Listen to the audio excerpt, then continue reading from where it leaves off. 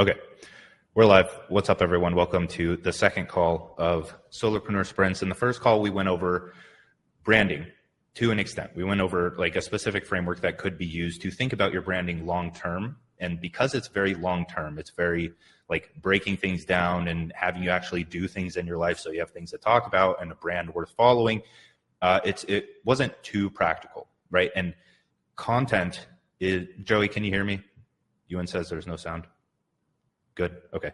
Ewan, it's on your end. But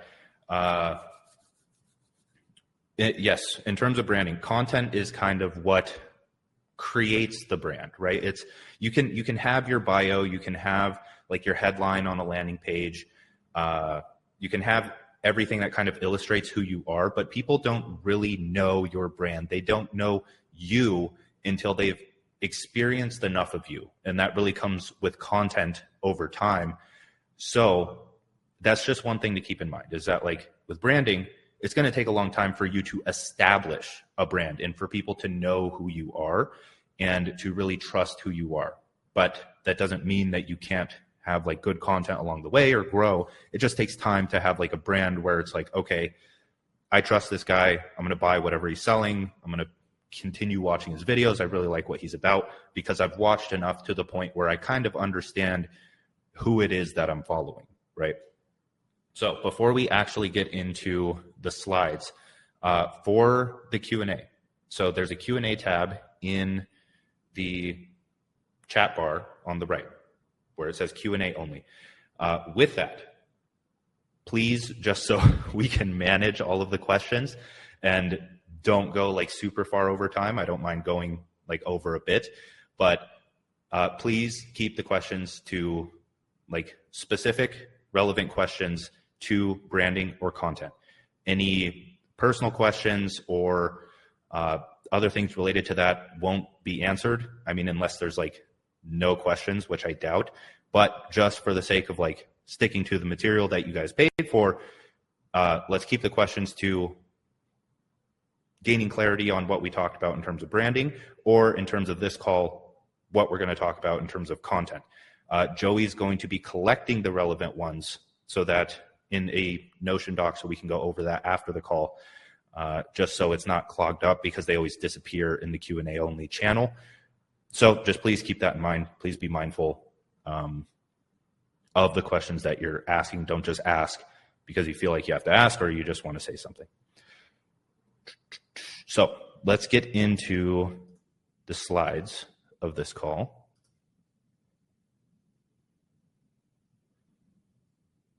Start. Okay.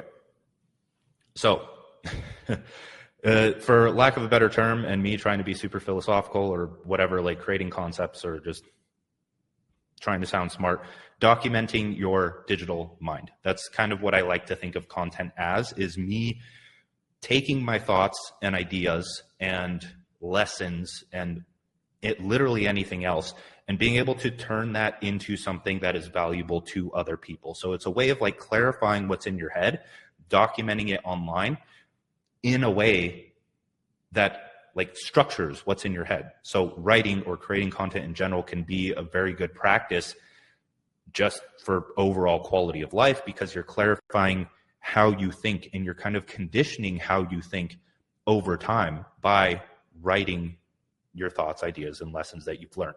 So in this presentation, we're going to go over the 10 commandments of engagement because they're extremely important.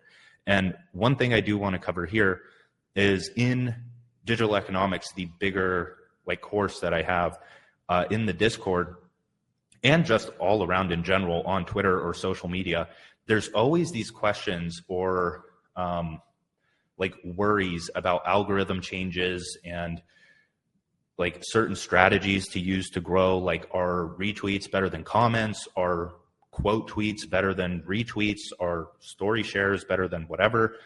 Are engagement groups still a thing? Are all of this stuff still a thing? This is why we have to nail the foundation of human psychology or human nature, and understanding what actually catches attention, holds attention, and makes people share what it is that you have written, right? That is the biggest thing. It doesn't matter if you get a quote tweet from a big account. It doesn't matter if you get retweeted. It doesn't matter if your post gets commented on and it gets shown to more people. If your post doesn't catch attention, and let's say I retweet it, it's not going to go anywhere. It may get extra eyes on it, but it's going to die very quickly just because it's not that engaging of a post, right? So people can follow all the tactics and strategies all day long, but they're still not going to build an audience that likes what they talk about because the audience hasn't invested enough attention in their content, right? So that's why the commandments of engagement are so important and should be reviewed often. This presentation that we're going through, the slides will be uploaded to the dashboard, but this is something that I genuinely think will be helpful to you to have open literally on your screen as you are writing short form posts or even long form posts, just to structure the sentences and paragraphs that you're writing. Okay. Super important. That comes before anything. But of course, strategies and tactics to grow and get your content in front of people comes next, because that's how you get it seen and that's how people follow you. And then we're going to go over 32 post structures that you can emulate and use to condition your mind for writing. So templates are templates, and just like inspiration, like a swipe file that you have, are very useful for beginners and intermediates and even advanced people to come back to kind of relearn how to write. Even I have to come back to either my old tweets or look at other people's tweets so that I can remember, because if you don't have it top of mind, you're going to just write whatever you want and it may not hit. And then you're going to wonder, okay, why is my engagement going down? Why am I not seeing any traction? And it's usually because you've kind of lost your edge when it comes to writing. And so with the post structures that we go over, you can use them to structure your own posts in a way where, like, with what you talk about and your specific interests, and change them around to fit your own style. But that will put you ahead of the people that are just coming into this from scratch. And the more you emulate or use these kind of like training wheels, the better you're going to get, and the more you're going to like start to think in persuasive language, is the best way I can put it. Like how whenever I text people now, it's I don't know if it's good or bad, but I text like I tweet, and like structure sentences in the most impactful way they can be, or to get my point across. I guess it's just good communication in general. But last thing is how to find your own high performing ideas to use with your writing knowledge. And so pretty much just how to find ideas. Already talked about that, but the agenda, same thing. We're going to go over theory. We're going to go over examples when we show how to come up with high performing ideas, and then action steps or Q&A. 1, 2, 3, 1, 2, 4. That's great numbering. I can never make it without one small mistake in the slides. But first thing we have to understand is frame of reference. So everything that we're going to go over, it can be used as a lens to consume or research content better. Because as a creator, you're not really consuming content. You're more so researching and using it as inspiration for your own ideas and how they write and other things like that. So with all of this, as you go about your days, you want to try to identify the things that we're talking about in all of the forms of the content that you read. Like if you see a post go viral, don't just read the post and be like, oh, that's a good post, I'm going to like it. That's like what a consumer would do. Nothing wrong with that. But peel it back a layer and think what made this do well, and how can I replicate that in my own writing and content and whatever it may be. Second thing is to use them to frame your thoughts and ideas. So when we go over the commandments and the templates or the post structures, you want to try to think and write with a specific style in mind, so that when you get an idea, it automatically goes to, oh, this could be turned into like a great piece of content, because you're documenting your mind online in a sense. And this will take time. It's a mental habit, or a stack of mental habits that you're forming with writing communication content. So if you've watched the previous calls, we have gone through these already. So with that, I'm going to run through them fairly quickly just so we have time, but do know that there's a more in-depth breakdown in the previous content call. So either call 2 or call 6. But specific numbers. So something like there are 7 billion people on this earth. And with these, for people that are aren't already writing content, these are just things that make your content more engaging. These are the things that capture attention, right? So that has to be a conscious effort on your end, is to catch attention. And these are how you do it. So you can do it with specific numbers. So numbers are just naturally attention grabbing because it's different from text.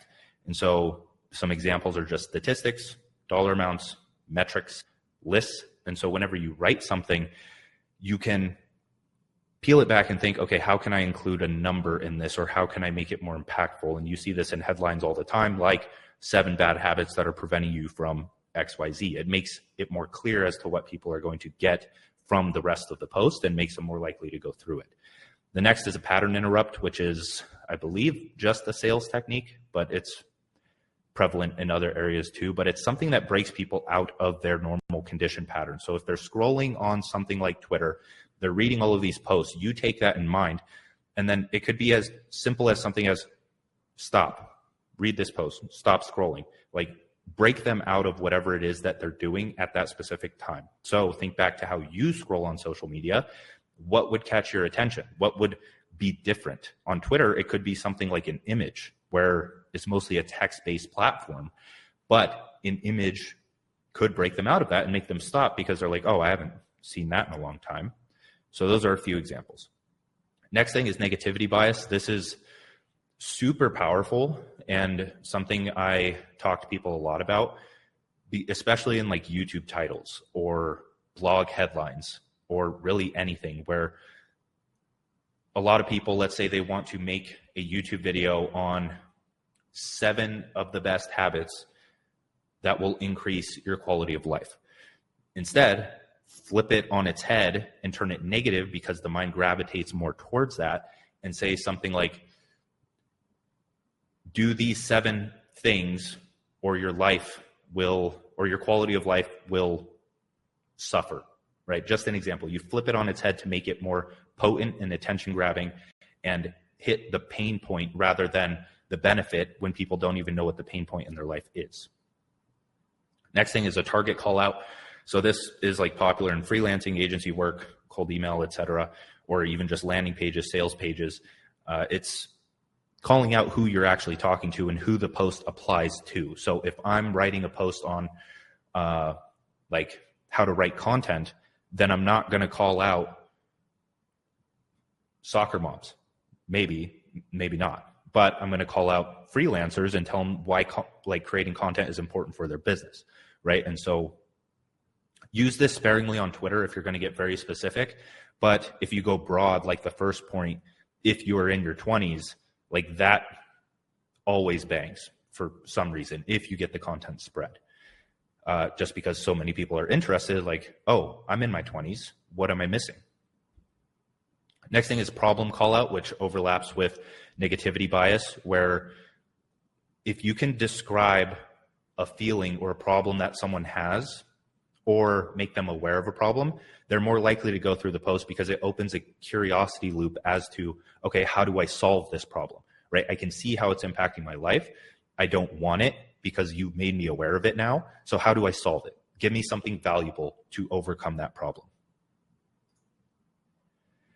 Active voice, I don't really pay attention to this one too much. I just know it's better than passive voice. So research that one if you want to know more about it. But I don't pay attention to that one too much, so I can't speak on it.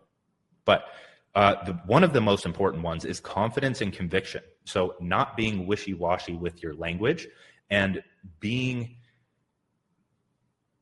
confident in what it is that you're saying, in your beliefs, in your ideas, and your lessons. And the thing here is okay, well, what if I'm wrong? Well, if you think you're wrong, then go and figure out why it is that you're wrong and then post the right thing. But also just be confident that you have good advice to give, and people will resonate with it more, and the advice will be that much more potent. It will actually encourage people to act on it and try and fail themselves. And if you get given feedback as to why you're wrong and it makes sense, then just be open to changing your mind. And it's as simple as that. You're allowed to post something that you wouldn't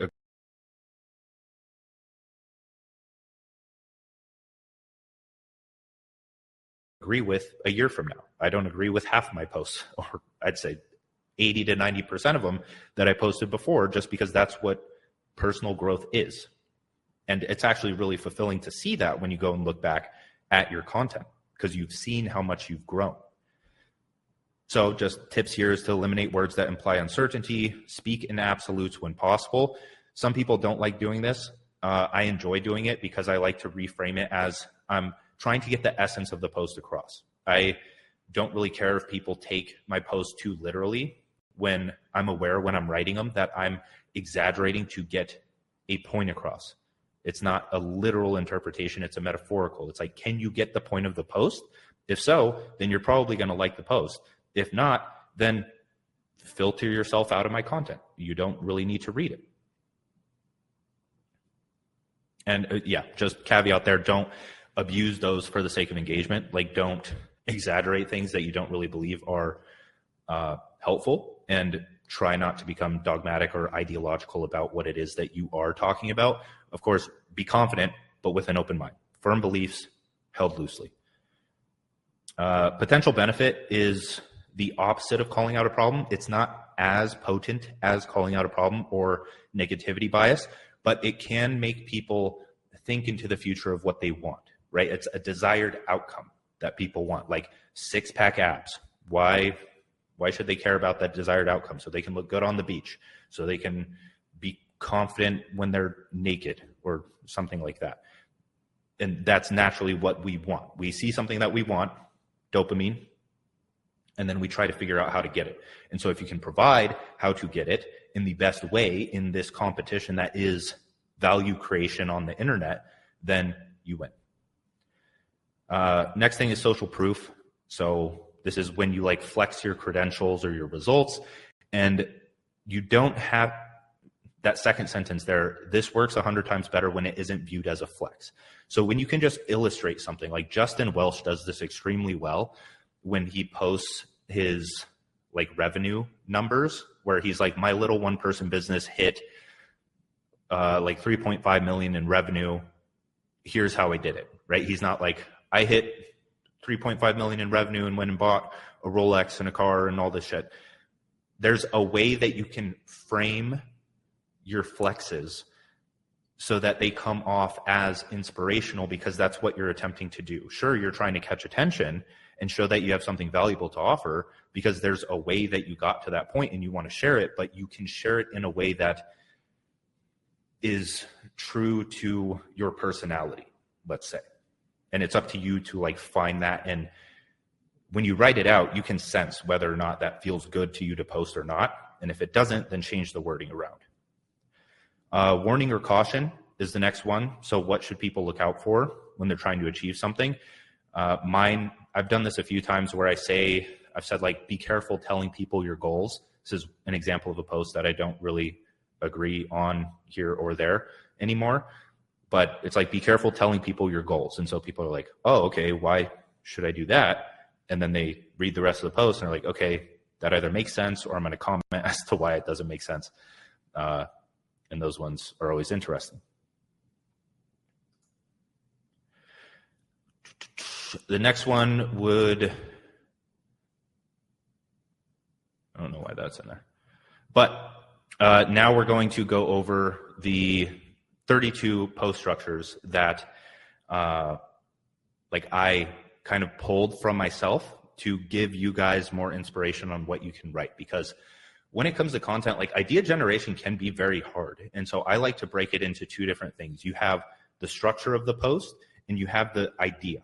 So once you marry those two or find one that fits together, then the content kind of writes itself at that point. So one, I hope that these give you some ideas as to what you can write, but I also think that just having structures here, like descriptive list, harsh truth, metaphor, can be useful for you for when you are consuming or researching information. Like when you scroll on Twitter and you see an idea or a tweet and you're like, oh, like that's really good. That's something that I would write. That's how you kind of know when to use an idea versus when to ignore an idea, is when you can think, or when you see it and you say, like, damn, I wish I wrote that, or that's something I would write, or that's something I do want to write about.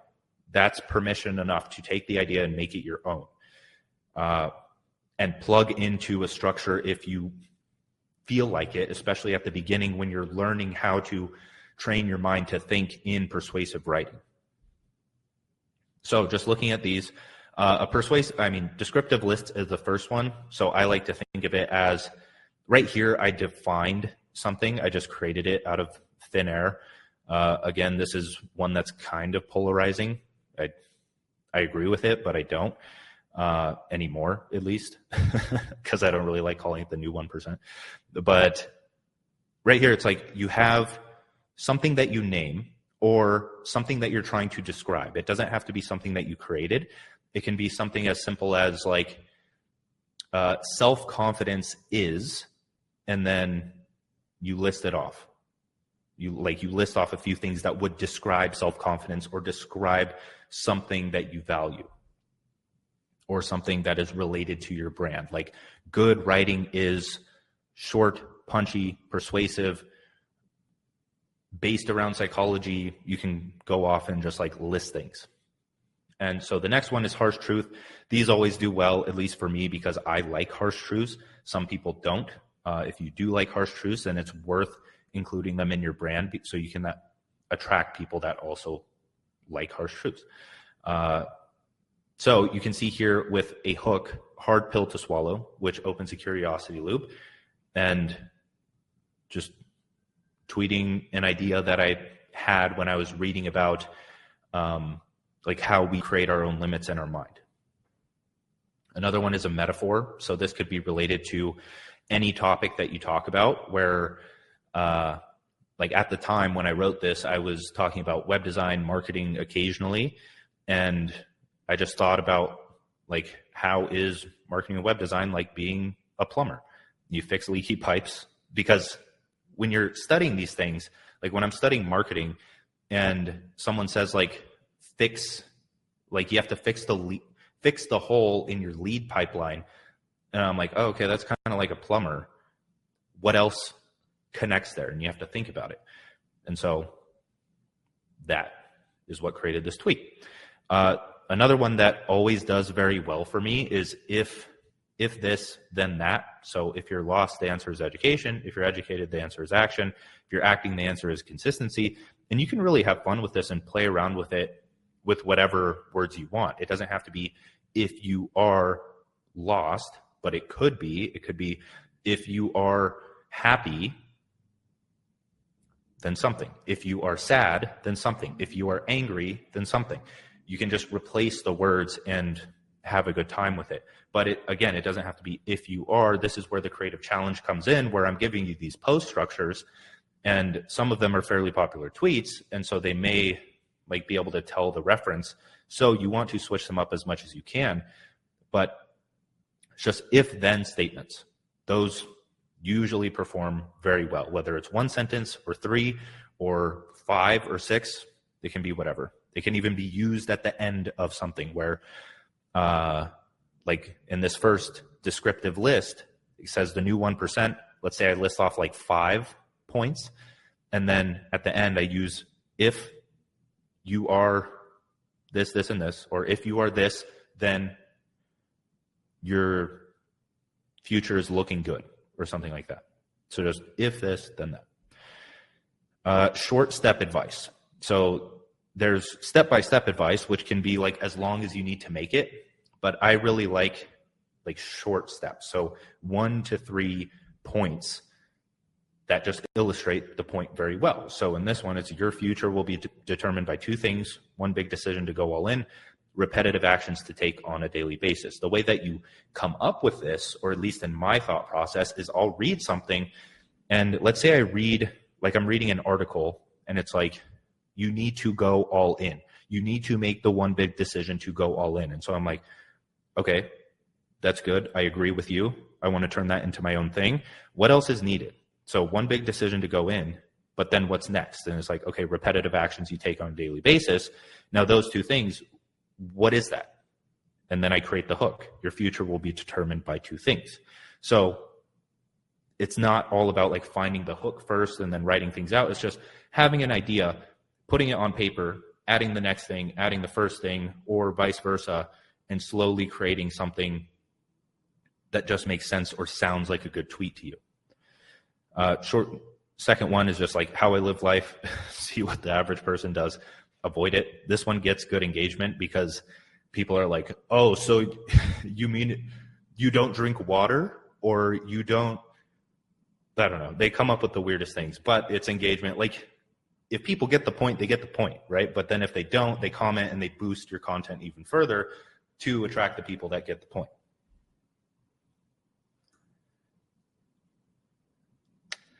Next one is just commentary. So I like these ones. Like, these ones are fun because you hear something, right? Let's say you are scrolling social media, you see a meme, and it's like, the one that always comes to mind for me that I've said a few times in YouTube videos is like, oh, when you don't have enough, it was a Vine where it's like, when you don't have enough money in your bank account to buy chicken nuggets or something. And it's like, okay, I think of that and I'm like, it's funny, I get it. But at the same time, there's like flawed thinking there. And so I can turn that into a commentary post where it's like, I don't have enough money to afford X. And then I can say like, stop conditioning yourself into that mindset. Like, I could take it too seriously if I wanted to. Or I could just be like, it's not like, there is a way out of this. Here's what you can do in terms of like starting a business, getting a better job, give people like commentate on what you see online, but in a short form post. It's like a commentary YouTube video where people are going over the YouTube videos and breaking down people's points and whether they agree or disagree. But your entire content could be based around that, where you are just providing commentary on the things that you see online and whether you agree with it as a good idea that you wanted to share, or as something you don't agree with that you think there's a better way of thinking around it, and then you post that. So the example, you've changed. Yes, it's the thousands of tiny improvements that are starting to add up. You can get philosophical with it if you want to, or try to make it sound clever. Second one is just must be nice. Yes, it is. It would be nice for you too if you stopped saying that and improved your life. That's like harsh truth combined with commentary. The next one on the far top right is just extreme advice. I use these ones sparingly, especially with cursing, because I don't care about cursing, but at the same time, it can get excessive. And so occasionally I'll let myself be excessive and just say it all the time. And this tweet did really well. That's another thing with these. The only tweets that I'm putting in here are ones that have performed noticeably better than other ones of my tweets. So that's how I know whether or not like the structures or ideas work within them. Second is extreme advice 2. And this one is very important. How to get ahead of 99% of people. I can't say that I came up with this string of words by any means, but I was writing this like when I had like 500 followers on Twitter. I remember, because I rewrite good tweets occasionally. So I didn't have this one exactly, but in the past I had how to get ahead of 99% of people, and then I'd write out steps, and that one would always do better. So I continued replicating it, and eventually I turned it into a YouTube video, which is now my most popular YouTube video, called How to Get Ahead of 99% of People. And the second thing, which I'm still kind of salty about, but I can't do anything about it, so I don't really care, is every single big account on YouTube, I swear, every single one, made a video with that title or included it somewhere in the title. Mark Manson, How to Get Ahead of 99% of People, Self-Developed, Tom Bilyeu, they all saw that it popped off and went viral, and then they just like ripped it, which I feel bad about doing, but supposedly, I think, Joey, you said you took a course where like the guy was like, oh, YouTube's literally just about copying. You have to get used to it. I don't really like that, but yeah, that was Captain Sinbad. Yeah. take it with what you will, but also try to be creative. So an example of the next one, if this, then that, but the short version is if you can spend 8 hours, a day building somebody else's dreams, you can spend 1 hour on your own or 1 hour on yours. This doesn't explicitly say if then, but you get the point where it's like, if you do something, then something will happen, and you can write that in a way that is more potent than someone else just by getting creative with how you're actually going to say it and taking time with writing it and rethinking it. Good ones are observation, or just like observations about society. I love doing these ones, where one pattern I've noticed in happy people, they're obsessive about maintaining their mental clarity.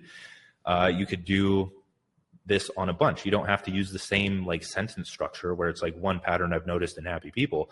It could be like, I've noticed, well, that's kind of the same. I've noticed that happy people are obsessive about maintaining their mental clarity. Here's why, or something related to that. Or say something, you could just say, happy people are obsessive about maintaining their mental clarity. That's a very short post, but remember that any of these like one sentence posts can be used in longer posts or in newsletters. It's just like writing one sentence in a persuasive way is what you're doing, just multiple times in a longer form newsletter or article or something of that nature. So like if I wanted to, I don't know, you could take like on the bottom left one, extreme advice 2, you could take that and turn any sentence of that into its own tweet. And then you could turn any of those tweets into potential additions to another tweet.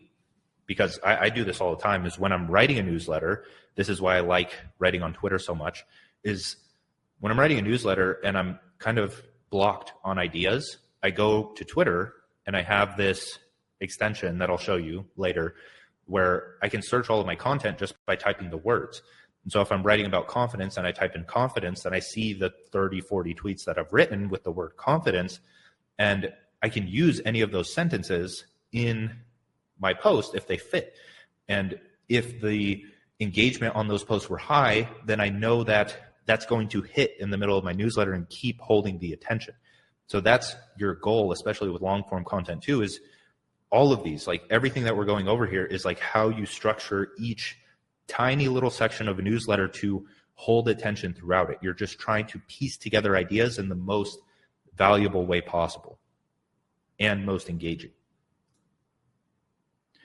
So a second observation was just the opposite. Like one pattern I've noticed in unhappy people, they're overly concerned with fitting in. Next one, problem awareness, where this is where you're making people aware of the problem. We talked about this in the commandments of engagement, where you literally just tell someone what their problem is. The solution to an overactive mind is adopting a writing habit. In this case, like you're making them aware of, one, that they may have an overactive mind. And if they do, the solution is adopting a writing habit. Even further, you could add a hook to the top of this and a list in the middle, or just another paragraph or sentence in the middle, make it like a 3-line tweet. So it's like if you could even pair it with if then. So if you have an overactive mind, list, so pull out a pen, pull out a paper, write down all of your thoughts, create a table to organize them, something else, and then end it with the solution to an overactive mind is adopting a writing habit. And that post would probably do pretty well. Personal definitions. So this is similar to the very first one we talked about, but it's taking a word like focus for me and redefining it and giving a bit of context. So focus is a currency. Joey has said like focus is a muscle before. So it's both like a metaphor or analogy and like defining it for yourself, where focus is a currency. And then you can think, okay, this is a cool way of thinking about focus. And then I can talk about how you can invest it or you can spend it. And in terms of like focus as a muscle, it's like, okay, you can train your focus by like working longer, setting a timer, doing whatever it may be. But you can define anything that you want. It can be like defining confidence, defining anger, defining calmness, defining social media. Like I've defined social media as like the digital society or whatever it may be. And then that gives me more firepower to write about it. So you just think of a word, like even just writing, you think, okay, what is writing? Which is like practicing philosophy in a sense, where it's like, what actually is it? And then you think it through. So a second personal definition is like of a concept or something, like just a word that helps people label what you're trying to get across. So mental masturbation is the process of raising dopamine in the brain by telling people your goals, plans, and how you want to change, but never actually doing anything about it. If you remember previously in this call when I said that, like on the caution or warning commandment, where I used to say, like, be careful telling people your goals. When I read the comments of that one and got the feedback and was like, okay, yeah, I agree with a lot of these. Let me redefine it. And then I came up with this, and then this tweet did even better and is one of my top tweets. So lesson in there somewhere of, again, be confident, but be willing to change. And when you get new data, write something new. Next thing is personal methods. So in this case, like if you lack motivation, or when I lack motivation, what do I do? Or if I see something online and you just see a problem where it's like, okay, this guy doesn't know how to get freelancing clients. Okay, this guy doesn't know what skill to learn or how to learn a skill better. You can look on YouTube, just scroll through videos, think of questions that people have, and then give your personal method for doing it. So in this case, it's like if I lack motivation, I'm going to read a book, go on a long walk, watch your favorite video, learn a complementary skill, or immerse yourself in a motivating environment, and then like summarized with the last line as to why, which is meta because I'm telling people to develop a why. And then next thing is positive, negative. These ones are fun. I wish I put together more here because I've done it quite a few times, where it's like you say one thing and then you say the opposite, but it fits together. It's interesting, where it's like the only thing more painful than pursuing the highest version of yourself is not pursuing the highest version of yourself. Or, I don't know. Those ones are difficult. That one's just like one that popped into my head, and it did really well. All right, a few more. I wish it showed how many slides I had. But one, so repetition. There's 3 repetition examples here because, one, they're just like easy to write and they do really well and they hold attention because it's like, let's look at repetition 3 first, where it's like study human nature, study, like people can see the pattern and it's like, okay, what do I study? Study this, study that, study that, study that. And like, it just is easy to read and gives people, it puts ideas in people's heads. But going to the first one, it's like you have a pattern for them, right? So it's Mercedes sells status, not cars. And this can be used when you have one idea. Like if I get the one idea of, oh, Mercedes sells status, not cars. What do other brands do? Okay, Budweiser sells good times, not beer. Coca-Cola sells happiness, not soft drinks. The best marketers sell emotions, not items. And so it's something that gradually builds on each other when you have one idea that you notice can be replicated. Repetition 2, exercise for 1 hour before complaining about stress, sleep for 8 hours before complaining about being tired, get into deep work for 4 hours before complaining about deadlines. Complaining about your problems isn't going to fix them. It's similar in the fact where, one, we have like an action, so exercise for specific time frame before complaining, sleep for 8 hours before complaining, get into deep workout for 4 hours before complaining. And it just makes sense, right? So once you have an idea for one of these, you can replicate. Another one is to subtweet yourself. I don't think we can call it subtweeting anymore now that Twitter is X. But in short, it's pretty much like calling yourself out. without calling yourself out. Like a subtweet was pretty much like you're like talking about someone without explicitly mentioning their name, I think. But here you talk about yourself without explicitly mentioning that it's like your problem or that you're talking to yourself, where people will spend 5 days worrying about a task that takes them 5 minutes to complete. Just fucking do the thing. That's like me telling myself, like, hey, why are you waiting 5 days when this task takes 5 minutes to complete? And then I think about it, I'm like, other people do that all the time too. So I'm going to give myself advice and they're going to enjoy that advice. So second, subtweet yourself is if you feel lost, good. And then direction can only be found from lack of direction. The breakthrough will come when you least expect it. Be patient. So this comes from like self-reflection, where if I feel lost and I think like, okay, what is this going to lead to? Like, is it okay that I feel lost? Am I going to let it consume me? And then it's like, no, I've been in this position before. I know that you kind of just have to wait it out and try to find direction. And then eventually a breakthrough will come and then you'll be out of that rut. And so I turn that into a tweet as advice to myself going through that. So the best or worst is pretty much like you saying what is the best or what is the worst in however you want to frame it. So in this one, it's the most powerful habit you can adopt is using the first hour of your day to build, write, or produce something of value. Or the best habit you can adopt, the worst habit you can adopt, the best moments in life, the worst moments in life are XYZ. Really anything. The best foods, like people want to know what the best and the worst things are. So another example is the greatest skill one can develop is decreasing the time between idea and execution. I didn't expect this one to do well, and it did really well. It got like 12,000 likes and got featured in people's newsletters, where a lot of them agreed with it, but then they broke it down. And that's why these do so well is I write these because I'm like speaking to my life right now, where the greatest skill for me at that point in time, when I posted that tweet, was decreasing the gap between idea and execution by taking an idea and starting on it right then and there.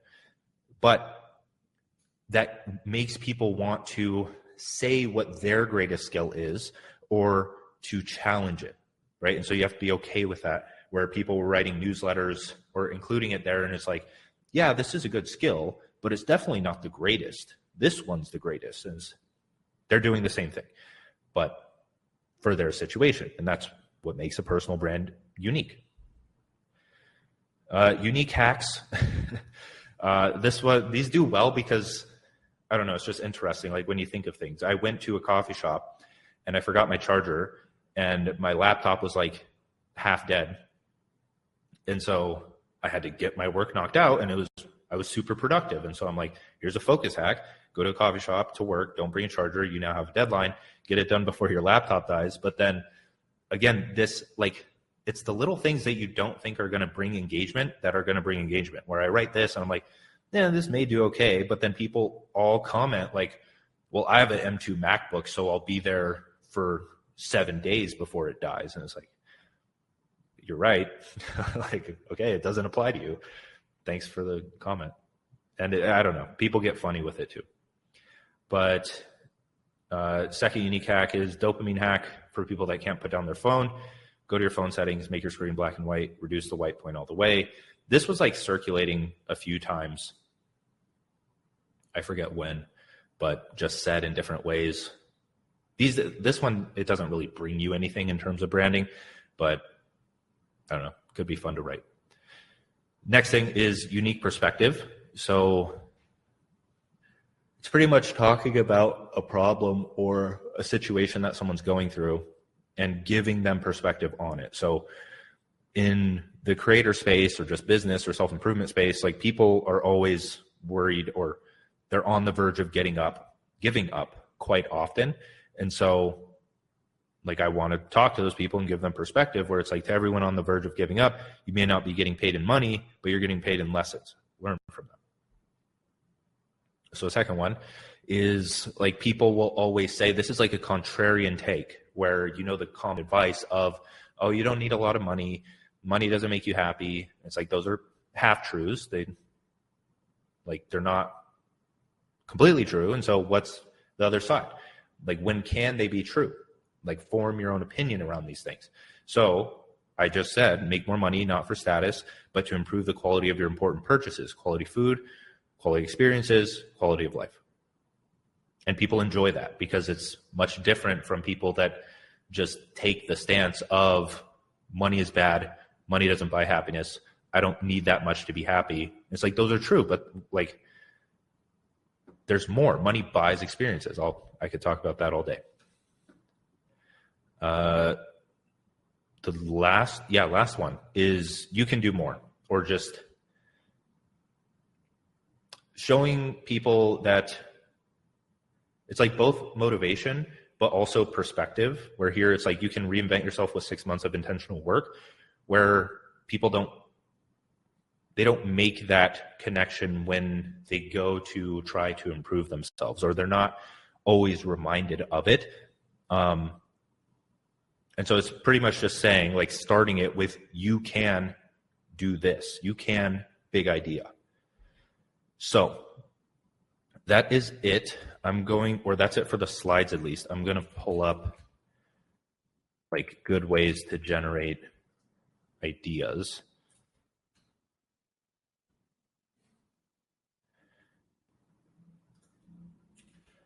And we got that.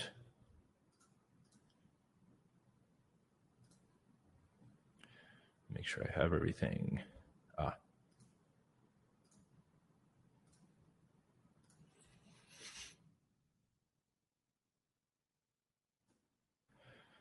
Okay.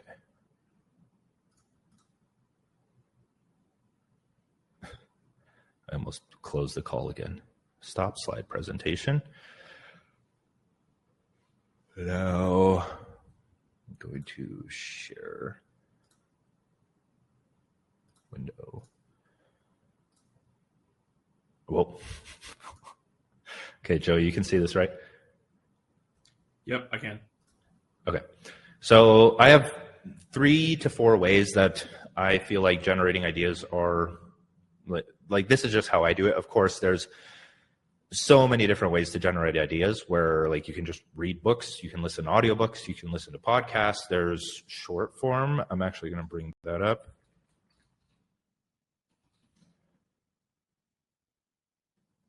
But one of the first ones is Medium. I believe it's like $5. But what I like, Tim Denning, all of his content is like, I know how he writes and I know how he like manages his second brain, and all of his ideas, like I can dissect them in his post and just see like damn, there's like a lot of good ideas that you can pull from that. But just going through Medium, signing up, and you can do the paid version if you want. I mean, you don't have to use it at all if you don't want to, but then you select your interests, and it'll start, as you like open ones, it will start to feed you the posts that they think will do best for you or that you'll like the most. And if you have it on your phone, it'll also send you notifications with like new posts. And so you're just kind of being fed, like titles or headlines all day, which is good to start to think in headlines if you're reading the headlines with the intention of wanting to write better headlines or posts. I'm going to open up.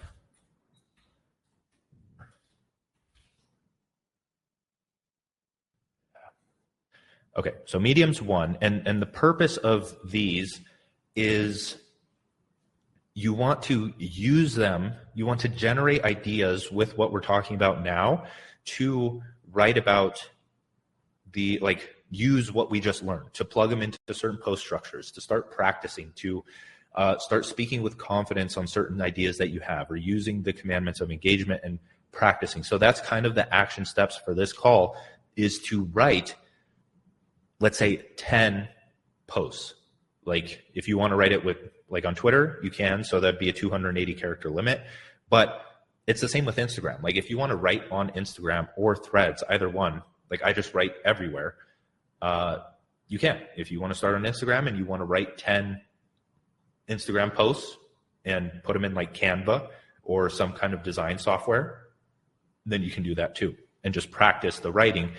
Or you can do it in the captions if you already post certain things on Instagram. So the next way is just YouTube accounts, where what I do is I'll follow certain people that talk about similar topics that I do. And so from the last call, I know that some people were asking like who Hamza is, or they couldn't spell it. This is Hamza.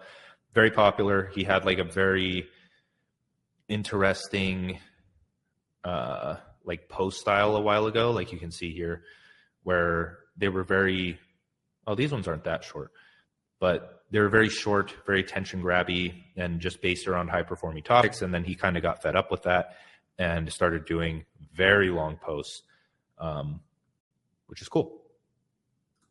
I don't agree with him on everything. I'm just showing like this as a way to generate ideas. I don't even watch his videos, honestly. Only some of them. But you can look through here and start to generate ideas where it's like, okay, society failed men. If you talk about masculinity, or like that's a value of yours, or you're along the same belief system as something like this, then you can write about something where that can be a part of the hook, where society failed men, and then give reasons as to why, or just talk about it more using what we talked about previously with the post structures and stuff like that. So he's very like masculinity based, fitness based, but then of course it's really dependent on who you follow. Like Chris Williamson is a good one, like Modern Wisdom. Really depends on who you follow. I know like Daniel Drew is someone who I aspire to be like on YouTube quite a bit in terms of like editing style and just his vibe. So you go to his videos, go to popular.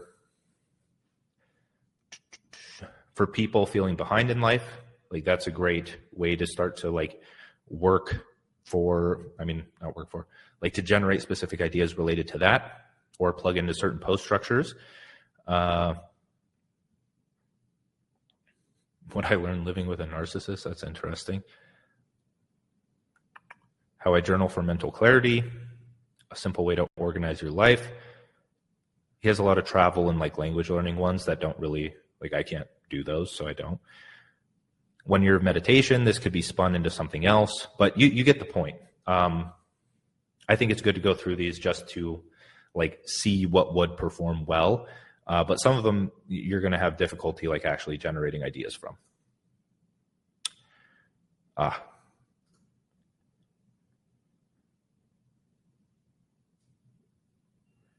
Okay, so Tweet Hunter is the next one. I know that Hype Fury also has an inspiration tool, I believe.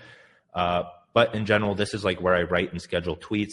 And then you can look up, so it's like look up me, and it will show their top tweets. And so you know that these are already high performing, and you can just generate ideas right here super easily, right? Where you can see some of the ones that I've included like in the slides themselves, but you can just scroll through here and generate ideas for your own, and like even pair two together where is an idea where you aren't bored. And so then I could pair it with this and be like, if you are bored, then realize you aren't bored. You're distracted. Go build something, or something related to that. So again, this is just for generating ideas and how I generate ideas, and it should be a habit, especially as a beginner when you're trying to write content. But Tweet Hunter costs a decent amount, so it may or may not be worth your time. If you are serious about content creation and doing it on Twitter or X, then I'd recommend it. Like, invest in your business, I guess. But another thing you can use is Tweet Hunter X, which they bought from Twemex. I don't know. Joey, do you know if it's free? I think it is. I think they have like two different versions, where if you have Tweet Hunter, then you get like an upgraded version, but I may be wrong about that. Oh, that may make sense. Yeah, I think you can search. But yeah, you just install the Chrome extension there. And then this is how I like search through all of my own posts, where if I'm talking about confidence, and type confidence, and then I can just look through all of these that I've previously written on confidence and use some of the top performing ones to either recreate a tweet or like write a new tweet or use in my newsletter or something of that nature. And it's also like if you just have this up and you go to someone's profile, you can see all of their like top posts just when you go onto their profile. And you can do this on anyone's profile, where it's like if I go to Welsh, if I take away user, and let's say I want some ideas on imposter syndrome.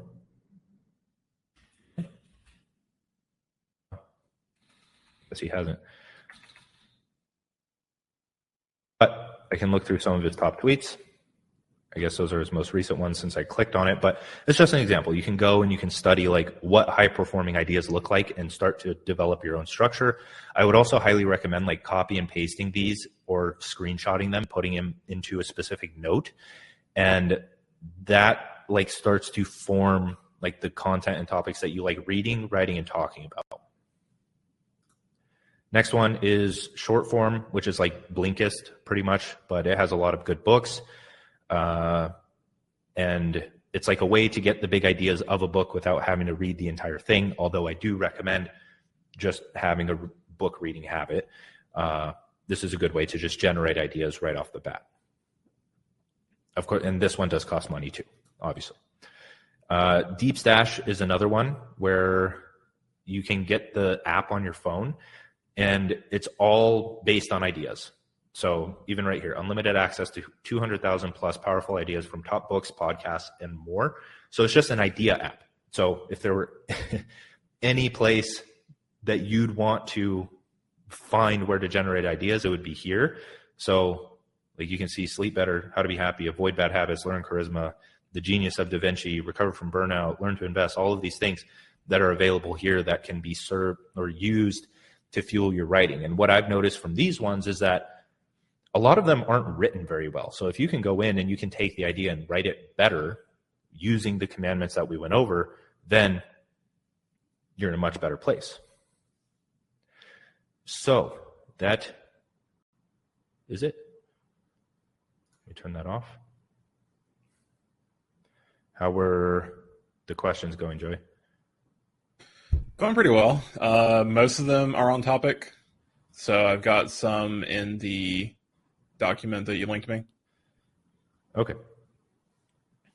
All right. We'll start knocking these out. Yeah, we have time. Water.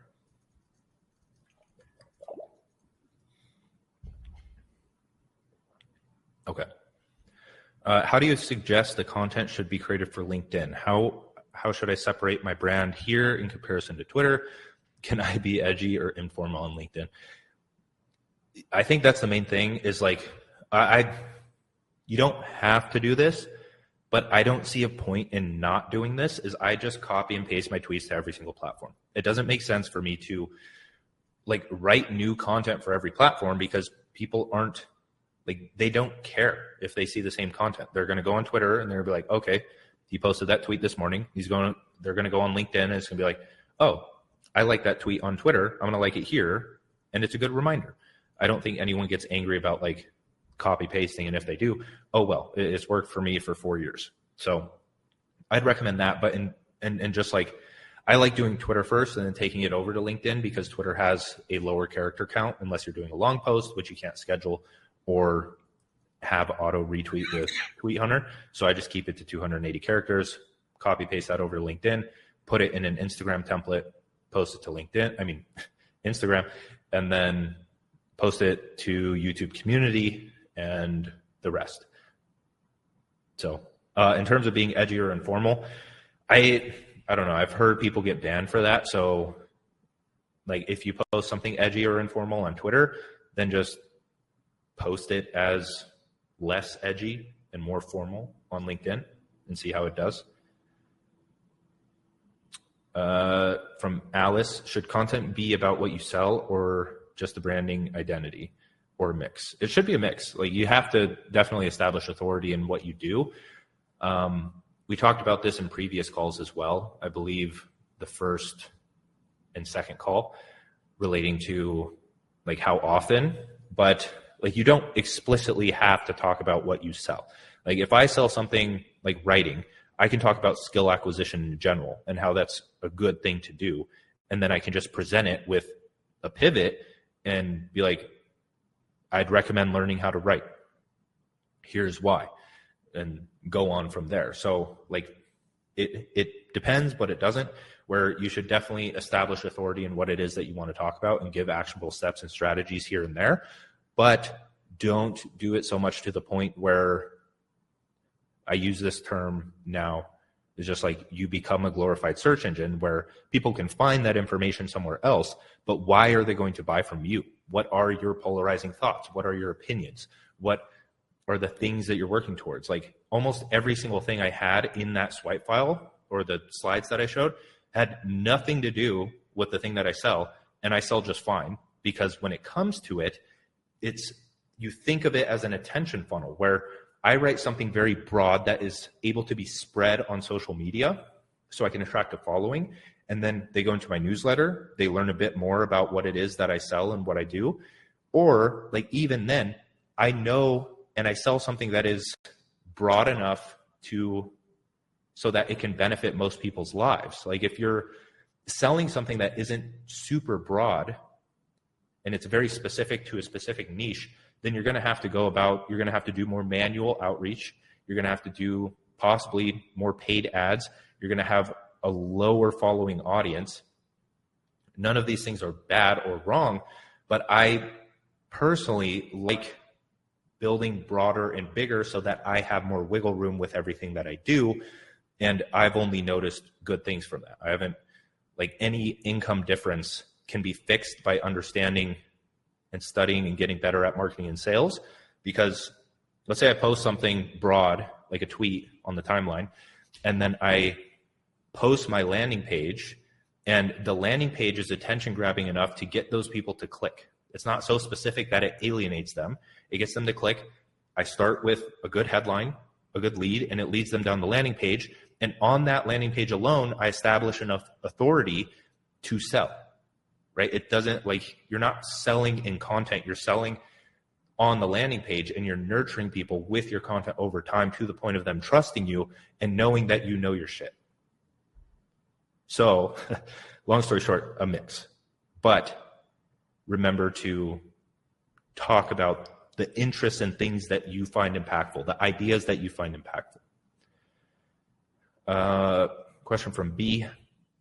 How do you get over perfectionism with video content? You don't. You don't. I don't think you get over perfectionism with it. I feel like that's a good thing, and that's what keeps you improving. But you have to get over, like, the fear of posting it, right? Because, I mean, we can all step back and think, okay, this video isn't perfect. I know that I need to improve for last time. I know that I could add certain things, but I have a deadline. I post every single Sunday, and it needs to go out. So I need to do the bare minimum to get minimum viable video out on this Sunday. And if I don't post, then what am I doing? I'm not sticking to my schedule. Like, set the schedule. It's a deadline. You post it that day, and you do that until it becomes normal.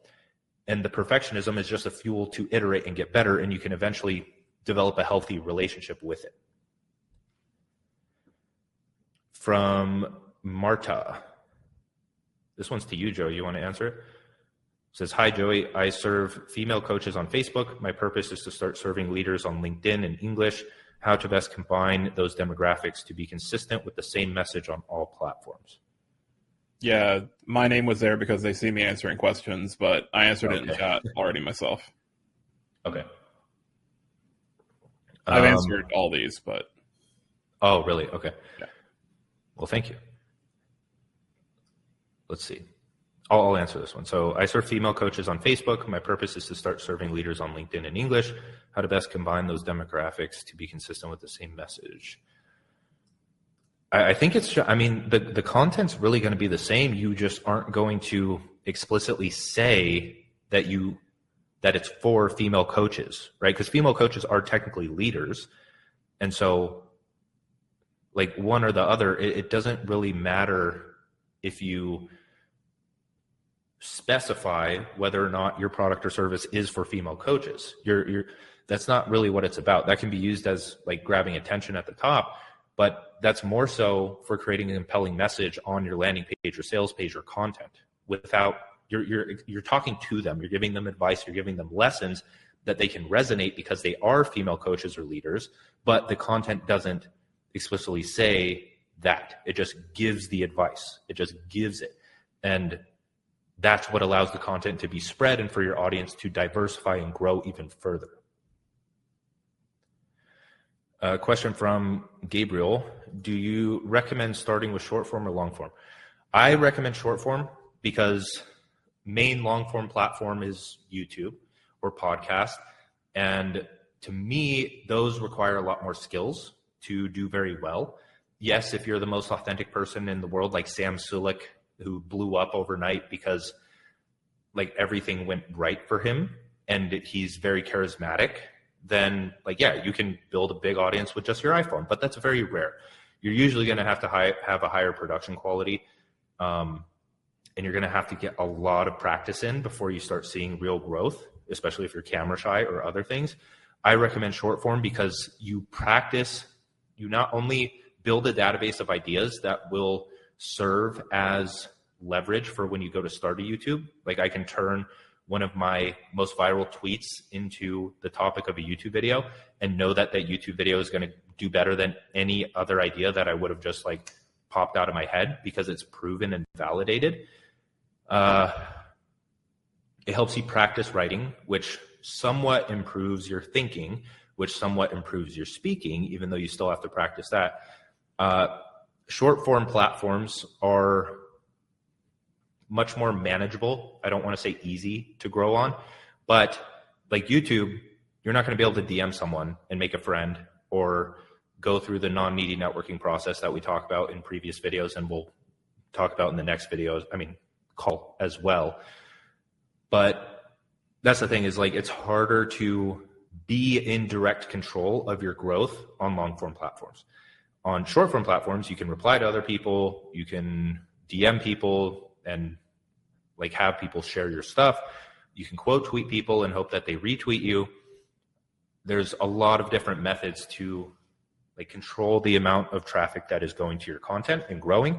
And then once you have a large enough audience on something like, let's say, Twitter, then you can funnel that to YouTube and have like that much more of an advantage than someone who's starting from scratch on YouTube without validated ideas, without a previous audience, without practice of articulating those ideas. Yes. All right, question from Simon. How do you match the script you write when you record the video? Because I always forget my script and on the video keep looking at my text and the viewer can see. How do you manage that? I do the same thing. I just like look at my screen, remember a bit of it, recite it to the camera, and then the magic of having an editor is that he cuts it all out. So I do that too. I'm actually working on literally just reading the script and then only showing my face when I have something to say off the dome. So that way it's less choppy. And so I can be very clear and articulated just reading the script and having B-roll and text screens over the screen. And then when I want to say something or have something to add, I look at the camera and it will flow better because I'm not like having to look down and read the text. But you can also get like a teleprompter set up if you want to read that way, which aren't too expensive, I don't think. Maybe. Question from Rana. How do you pivot from the negativity bias in the headline to content that is about the positive? That's a good one. Well, okay, so the structure of, let's say, like, well, you provide the solution or you kind of just talk about it. It really is the same content where if I have a topic that, like, I remember Justin Scott was throwing ideas for a YouTube video title in one of our chat groups, and it was like, it's like what was it? It was like, don't delete social media, use it this way instead. And then I spun it in a way where it was like, why deleting social media is ruining your life. And then it's kind of just the same topic. There isn't much of a pivot there unless you're starting with it. But even then, I'd need like an example of it. But really, if it's just the title or headline, then you just write the article or newsletter or post like you would write it, in my eyes. Question from Tony: is there an average conversion rate, % of X followers who will subscribe to my newsletter? If I have 10,000 followers, how many newsletter subscribers can I expect over time? Very difficult to give a number for that, because it is completely dependent on not only like how good you are at driving traffic to that offer, how often you promote your newsletter. It's also like, what is the offer of your newsletter? Do you have a lead magnet? What are you talking about in the newsletter? How is that illustrated on the landing page? Do you have good copywriting on the landing page? Are you talking about the desired outcome? Are you talking about the problems that people face and how your newsletter is the solution to that problem? Like, your newsletter is an offer just like a product or service. It's just a free one. So it's going to convert more, but you can increase the conversions by increasing the quality of your offer that is joining your newsletter. What bonuses can you give people? What free stuff can you give people? What topics can you talk about that attract more people? That's going to determine how many people actually join the newsletter. And it's also dependent on the content that you're writing in the newsletter. How many people are sharing your newsletter, right? Are they forwarding it to other people? Are they talking about it on Twitter? Are they encouraging other people to join it? There's a lot of other things that come with this. So my best advice is I wouldn't worry about the numbers, and I would focus on writing a good newsletter, learning copywriting, marketing, sales, improving the offer that is your newsletter, improving how you display that online, improving your content so that it gets more engagement, so that when you plug your newsletter, more people are likely to see it and then click and then subscribe, so on and so forth. So it's more like you just improving your brand as a whole, and your newsletter grows with that. Question from Jacob: I want to help people use digital tools to lead a more productive and meaningful life. Should I focus on a sub-niche like online creators using Notion, or go broader, people who want to build a productivity system in any app? I'd go halfway. I'd go like people who want to build a productivity system in Notion, maybe as a product, but as a whole, your content would be talking about productivity as a whole, good systems, good note-taking apps, benefits of Notion. If you want to talk about being a creator or like the best way to take notes, like there are multiple things that you can talk about because they cross over so well. If you talk about like note-taking or Notion, you can assume that those people are also going to be interested in creating a productivity system, or at least some of them, most of them, honestly. Same goes with like anything you could talk about within that little domain. Even being a creator, everyone wants to increase their productivity. Productivity is one of the most like high performing angles there is out there because it applies to quite literally everyone. So there's certain topics and skills that have to go more niche, but with productivity in specific, I don't think it's wise to like niche down a super amount because it applies to everyone. You can go broad and you can bank on that and have more wiggle room and freedom as you grow. Question from Josh: is ChatGPT a good resource for script writing? I don't use ChatGPT, so I wouldn't know, even though I have it in my bookmarks bar up here. But I've used it to like type in 3 questions. So it could be good, it could be bad. I'd rather you use the app that Joey and I are building because that'll actually be able to pull your ideas as context for writing content, but not really writing. There's a lot to it. All in all, I'm not the best person to ask about that because I don't have any way of doing it myself. Question from Vanessa: can these content types or structures be used on other social platforms, Twitter, LinkedIn, Facebook, IG? Yes, 100%. And I would argue that it's better to use them on those platforms because the benefit of starting on Twitter as opposed to any other platform is it teaches you to condense your thoughts into 280 characters. And that is a ton more engaging than like some other, like a longer post, or it can be, right? So some people just drag on way too long when they'd be better condensing it into 280 characters. So in my eyes, like that's a perfect, like it's so good to have that as your creative boundary and for like a character limit on your posts. Of course, you can write longer if you want to, but if it fits on Twitter, it fits on every other platform, and I would personally just keep it that way for clarity of mind.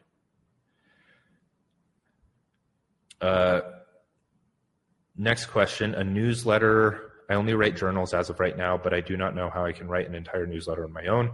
How do I begin, and how can I send out newsletter to my email list for free? For free, you could use a software like Substack. That's how you would start the newsletter and start attracting people to it, or have like an opt-in page. In terms of an entire newsletter, you have to understand the structure of, I would go through the fourth call 4 in the Sprints dashboard, where I talk about like the structure of longer form posts, where you kind of just have to understand what newsletter, like what long form post consists of, where it's like you have a topic and then you have a lead, which usually illustrates a problem or your personal experience with a problem related to a topic. That can be like 1, 2, 3 paragraphs. And then you have a key point section, which is usually like ways to overcome that problem or just a list of certain things. And then after that, you have a conclusion, which wraps it all up and talks about the desired outcome and motivates people to act. So like a call to action as well. And that's really it. So talk about a problem or personal experience, key points as to how to overcome that, and then desired outcome and like encouraging them to actually put it into action. Question from Brianna. It seems like a common theme here is to be polarizing and contrasting. Is there a reason marketing wise those hit hard for people? Yes, because I mean, it doesn't always have to, well, polarizing is like subjective, right? Some people find it polarizing, others don't. But at the same time, that's how you like form that connection with someone. Because when they really relate with it, like if you're so abstract and like can't really get to a specific point, then it's going to be hard for people to agree with you and like resonate with you on that level, because people are attracted to not necessarily extremes, but they're attracted to those that share the same beliefs with them. And usually the beliefs that people would be afraid to post about online. Like there's a lot of things that like I'm surprised people agree with me on. When I peel back and think about it, I'm like, well, of course, like people agree with me on this, or disagree with me on it, where it's like it's a common way to think, but some people just don't talk about it very much online. So when people do that, it's very rare and it feels more authentic because people are just letting their thoughts out as they are.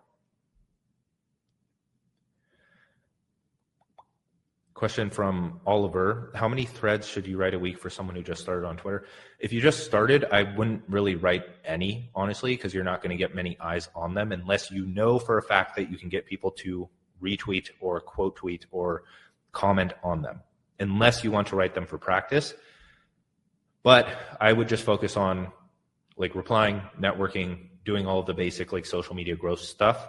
We'll talk about strategies to do that in the next call. So be there for that. But if you have the time, it's worth writing them. because you can always rewrite them. And the more you write, the better your writing is going to get, because you realize the flaws and knowledge gaps in your current writing so that it makes you do better next time. So a question from Javone.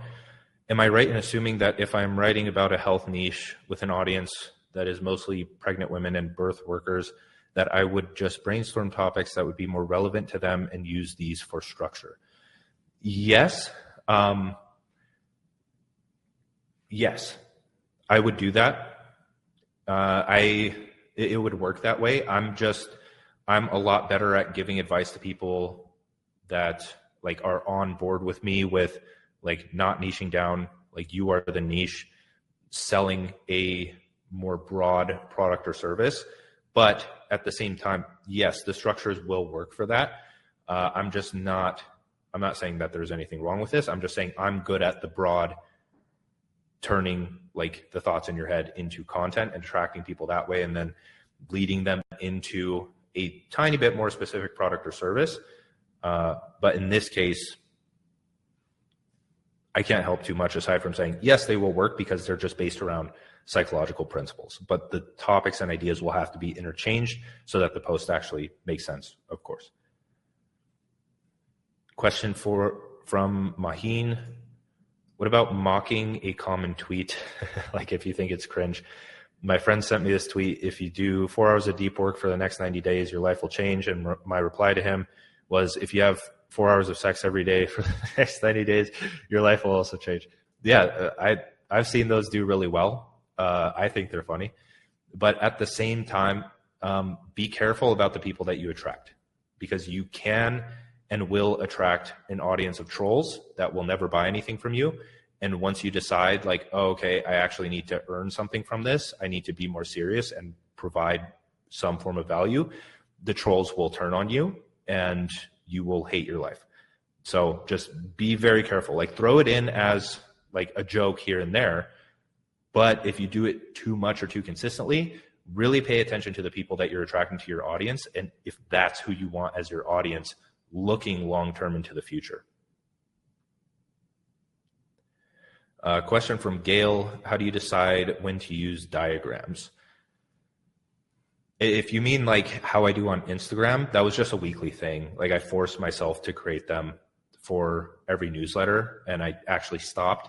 After a year and a half of doing them, I stopped last week just because no ideas were coming to mind and it was time to stop. So now we're just doing writing. But you can use diagrams whenever you feel like a diagram would fit to explain the idea better. And if you want to create one, they're not that necessary, but they're helpful and they do catch attention for sure.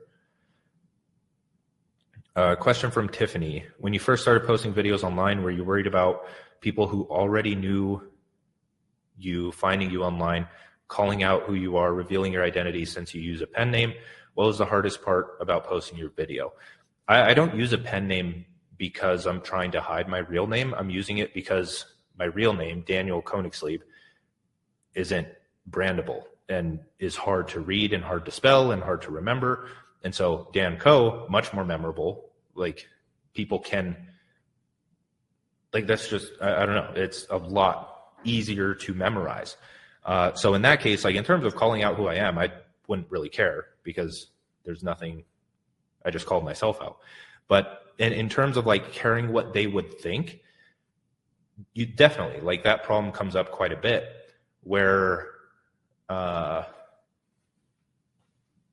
like especially when you, so I would like start writing tweets or I post a YouTube video and then my friends would watch it and then we'd go and hang out with them and they would say something like contradictory or like passive aggressive or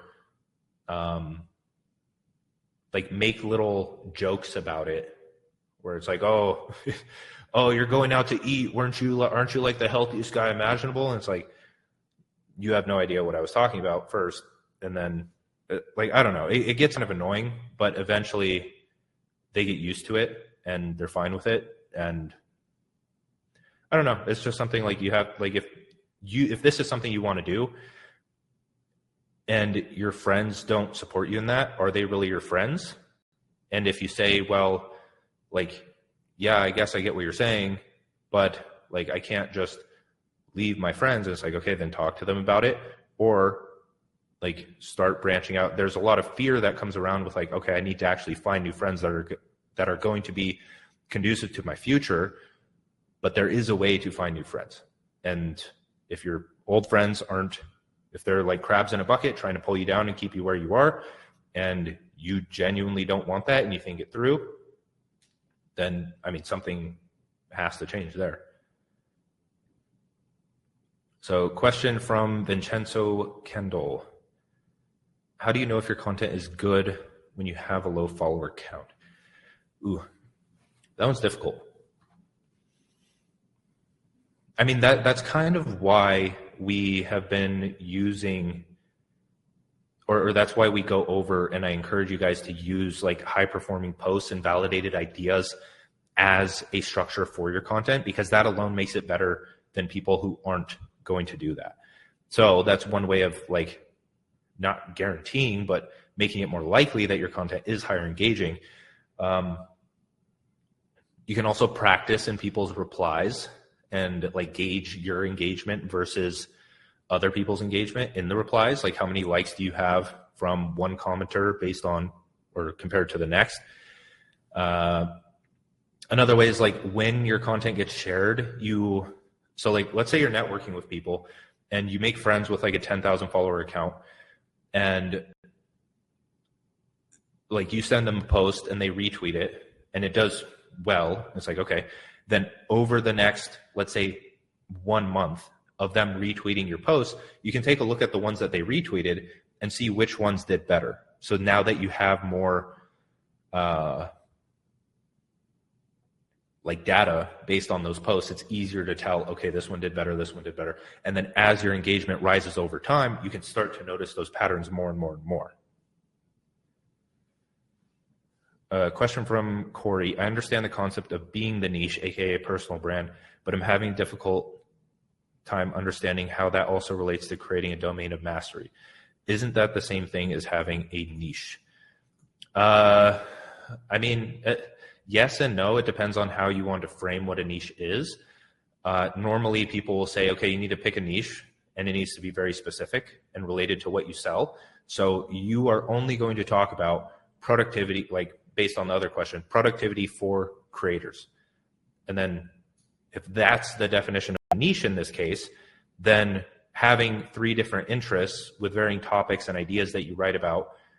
And the other thing is that the domain of mastery is just a structured way of writing what those ideas are. So because it wouldn't be too helpful for me to tell you, like, hey, just write about whatever you want.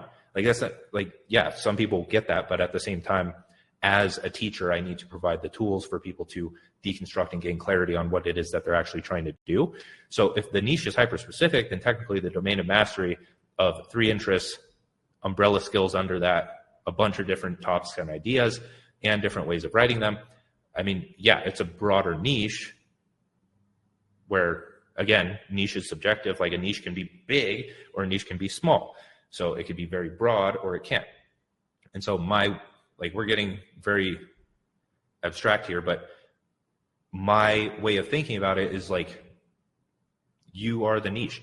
If you don't limit yourself, then don't limit your niche, or like talk about what you want to talk about rather than pigeonholing yourself into this specific interest and specific skill set that can only get you so far in terms of audience growth, can only get you so far in terms of like authority, and it can only get you so far in terms of flexibility with your business and what you do for the rest of your life.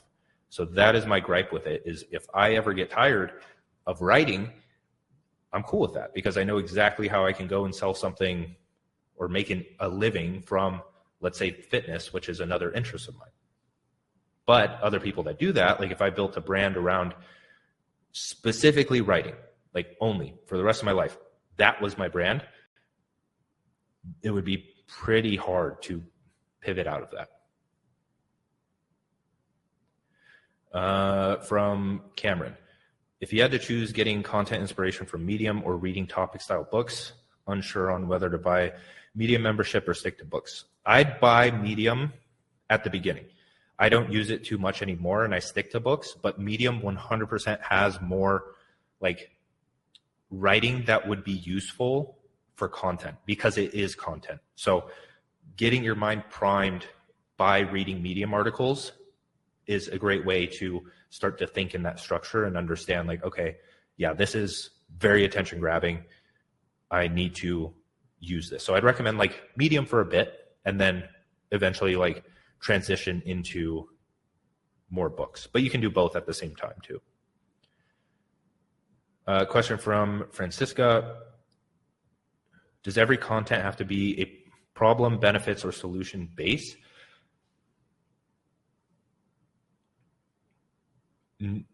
No, but most of them, no, but that's how most of them are going to register in people's minds anyways, whether you write it like that or not. Just because that's how we think, where like it's just human behavior in general, where it's like a bouncing between a problem and a goal or desired outcome and the solution to get there. As we talked about in the previous call, purpose, path, priority. It's like, what do I want? Where am I now? What's standing in the way? How do I get there? And then at any given moment in time, we're all thinking, like we have a few goals in our head, we have a few problems in our head, and like that's the lens from which we're perceiving life, and we're going to read content through that lens. So even if you just post like an inspiring thought or something motivational, the other end user is going to relate that to a problem or goal in their own head. So yes and no, but when you're writing, no, it doesn't. Question from Tim. When do you write or jot down ideas? When you're inspired or only during scheduled period, and then schedule those posts?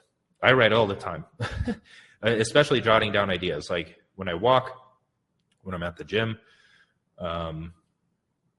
really anywhere. When I'm in the car, I'll open it up a note really quick and just voice note.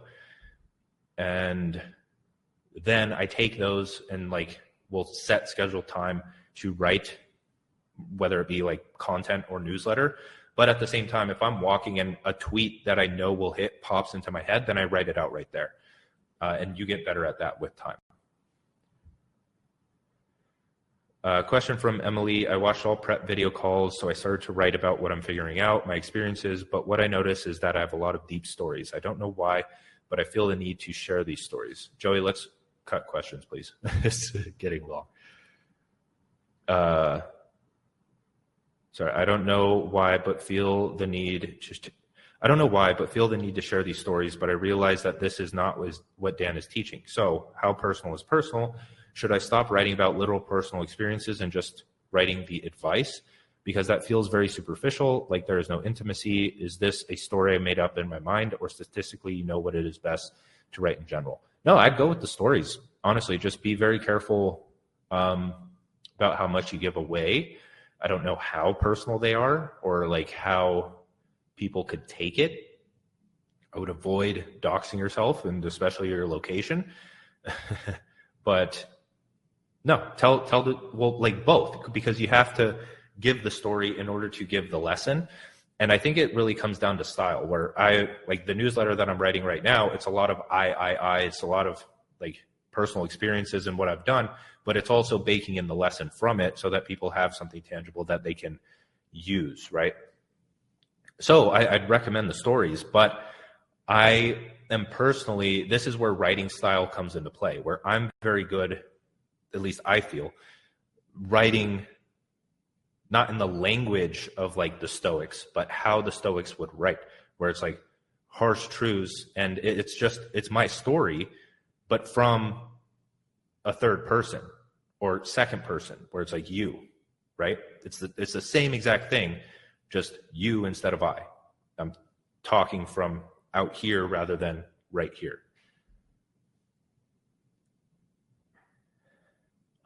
Questions from Sabrine. I'm connected with a bunch of influencers on Instagram. How do I ask them to share my content without feeling ick?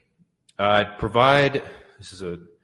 talk about it in the next call, but you kind of just want to reach out like you would any conversation. And a good way to reach out is to just compliment them on what they're doing, or like be like a normal person. So think you're going through, let's say you're on Instagram, you're going through your friends' stories, and you see they posted a picture of their puppy or something, and you're like, OMG, so cute. Like, I just want to snuggle him up so much. And then they either respond or they don't, but eventually you'll come across a story of theirs where it's like, oh, I could probably help with this, or you just talk to them like you would a friend, and eventually start a conversation. Like, if you see a story that elicits a question where it's like, what are you working on? Like what is this? I'm curious. And then they talk about it, and then you start, you get to the point where you're trying to dissect what their goals are or what they're building. And then once you understand that through questions, then you start to send them resources or give them advice if they want it, right? You could just be like, hey, I saw this. You could really go and look up a YouTube video on something that will help them. And it'd be like, hey, I remember you telling me about that goal you had. I just saw this video. I thought of you, thought I'd send it. And then you start to build that good rapport with them. And then you can write a piece of content or something related to that. Just say, let's say you write a piece of content and then you send it to them, and it's like, hey, I wrote this based on our last conversation. It inspired it a lot. Maybe you'd like it. And that's really it. Or after that amount of time, when you built the rapport, just be like, hey, just be like aware of it, where you're like, hey, I don't like want to come in here asking for stuff and I don't expect anything, but do you think you could share this? And then they'll usually take that pretty well. So from Rodrigo, is your recommendation still 1,000 words for a newsletter? If so, if yes, why? Versus shorter form, Justin Welsh. 1,000 words is pretty short to me. Mine are like 4,000 to 5,000 each time. But that came with practice. Like, I wouldn't recommend that for beginners. Short form, it really depends on what you want to write. I'd experiment where you could do 5 bullet Friday, like Tim Ferriss, where his email length is 5 bullet points. Or you can do something short form like Justin Welsh, where it's one actionable business tip. Or you can do like have a theme newsletter where it's like personal stories and lessons from you. Or it's really about finding what you like. But at the beginning, when you're first getting into writing, it would be very hard to write 3,000 to 5,000 words, like coherently. So I would stick to like 500 to 1,000, but just focus on writing persuasively and really getting that down and starting to put your ideas on paper so they can get better and better. Question from Alec. Would you recommend offering your perspective of the problems people experience in your personal life through content? Do you have experience offering your personal experience to people personally who aren't ready or willing to hear it?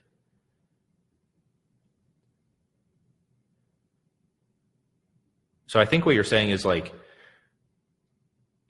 would I write content based on the things that I see in like my friends' lives? And the answer is yes and no, because I know they follow me. And so it's like subtweeting them to an extent. But at the same time, like I treat it as a lesson where I try not to talk about them specifically because they're good friends. And I mean, if someone does something, like if Devin, my editor, does something stupid, then I'm going to tell him straight up because we're good friends, right? We're not trying to hide what I think from him or anything like that. And him, same to me. But at the same time, I would just try to find like what the idea, what you're actually trying to say is, and frame it as content. And if they get angry, then see if you want to continue posting like that. If they don't, or they agree with you, then But if you mean like you're talking to them directly in person, then it really is dependent on whether or not they're ready to hear it. And it's like the Kabbalion quote, the lips of wisdom are closed except to the ears of understanding. They just may not be in a state of mind or phase of their life where what you're going to say is going to register with them. So I do have experience with that, but at the same time, like if they're friends, they will just be like, yeah, I'm not wanting to do that right now. Or they'll joke it off or something. of that nature. Question from Muhammad Ali. On the topic of Sam Sulek, what do you think are some of the strengths that he uses in his content that made him blow up overnight, and how can we apply that in our own content creation? One, attention capture. He's massive, like for a young kid, obviously, because he's blasting. He seems very down to earth, which is like a contradiction. So think about that, where it's like a gentle giant or a jock artist or like something where it's like two opposites that you wouldn't expect to be there are important or that's like helpful in generating attention. So having those two contradictory traits. Another thing, he seems like he knows his stuff. He makes content that makes people want to react, so he gets spread very, very fast. So that's possible by just like him blasting steroids and people commentating on it within the space. His diet and him revealing that, and I don't know if that's his exact diet, but he was smart to the point where it was like everyone is complaining about how bad his diet was, which was just sending more traffic to him. So I guess the main lesson there is like talk about what you do and don't really pay attention to what people say about it. Like if you're able to be polarizing with just the things that you do in your everyday life, if you are a naturally polarizing person, like I wouldn't hide that. And I wouldn't try to put on this image of perfection. Like this is a problem you see a lot in the space is like you're kind of conditioned into, oh, okay, be this straight edge guy who wakes up super early and does X, does Y, does Z, doesn't drink any alcohol, doesn't go out. It's like come to your own opinions on those things and be confident in them, as we talked about in the commandments of engagement. And if your life isn't going the way you want to, change it and talk about it. But that was the last question. Joey, anything from you before we head off? One question that popped up, so I was answering questions still the entire time. One question I kept seeing over and over was, when do I make a website? When do I create a newsletter? Like, when should I do it? For the website, you don't need a website to get started posting on social media. So start posting on socials first, get content going there. And then as far as your newsletter, I saw a couple of people asking if they should wait until they have like 1,000 subs or 5,000 subs or something like that. If you have one subscriber, start posting. But you can go ahead and start writing longer form content if you have the time and the mental energy even before then, like Dan said earlier, because it builds up that muscle. So it's definitely not something you have to do before social media, but get to it when you can, essentially. Push yourself, because that's a vital component of this. That was the main thing I had from the questions. Okay. Yeah, I agree there. I think it's a matter of like, it's a matter of big picture understanding of business and where results actually come from. Where a website, if you don't drive traffic to it from social media, in our case, it serves no purpose. If you don't have the ability to drive traffic to a website, then why are you building the website? So priority number one is traffic, which is building a social media audience with content networking. That's going to take up the majority of your time. Newsletter, I would argue, is second, because that's like nurturing and developing your ideas further. It doesn't really matter when you start that. It just matters if you start that. But I would hope that you start it at least once you feel confident that you know what you're doing on social media and that you can practically guarantee your growth long term. Because that is a skill set. Once you know, like, oh, okay, I can talk to this guy and write a good post and get it shared, and I've written it before, so I can assume that it's going to pull in 200 to 400 followers just because it's like one of those posts that does that. Then like I replicate that time and time again, and so on and so forth. And so newsletter would be second to develop more authority and develop your ideas. And then from all of that data you have from building an audience, building a newsletter and writing, then you can create a product or service and then start selling that to the audience that you've built. And that will require you building a landing page. So then you build one of those then. And then once you have stuff to put on your website, like newsletters as blogs or your product, then build a website.